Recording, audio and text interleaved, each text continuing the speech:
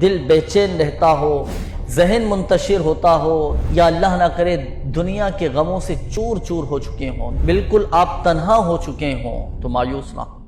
حدیث پاک میں آپ کو سناؤں، اللہ پاک کے آخری نبی صلی اللہ تعالیٰ علیہ وآلہ وسلم نے ارشاد فرمایا کہ اللہ پاک کے 99 نام ہیں، ایک کم 100، جس نے ان کے ذریعے دعا مانگی اللہ پاک اس کی دعا قبول فرمائے گا۔ تو ناظرین، اگر ہم چاہتے ہیں کہ ہماری دعائیں قبول ہوں تو اسماء الحسنی یہ ہم پڑھیں،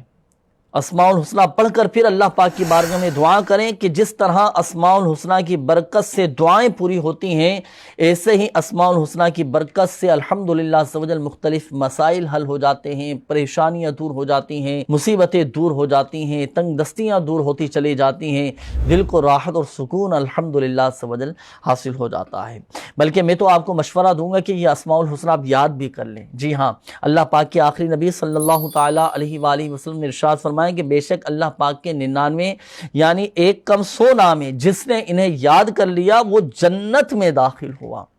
اور ناظرین، اگر ہم چاہتے ہیں کہ اللہ پاک کی ہمیں معرفت حاصل ہو تو اسماء الحسنی بھی یاد کرنے کا معمول بنائیں، معرفت الہی نصیب ہوگی الحمدللہ عز و جل، دنیاوی مشکلات بھی دور ہوں گی۔ اسماء الحسنی پڑھیں، اللہ پاک کے 99 اسماء الحسنی پڑھ کر آپ پھر گڑ گلا کر اللہ پاک کی بارگاہ میں، اللہ پاک کی جناب میں، اسی کے حضور دعا کیجئے، انشاءاللہ الکریم اسماء الحسنی کے ذریعے دعائیں بھی قبول ہوں گی اور الحمدللہ عز و جل اطمینان اور سکون بھی حاصل ہوگا انشاءاللہ الکریم۔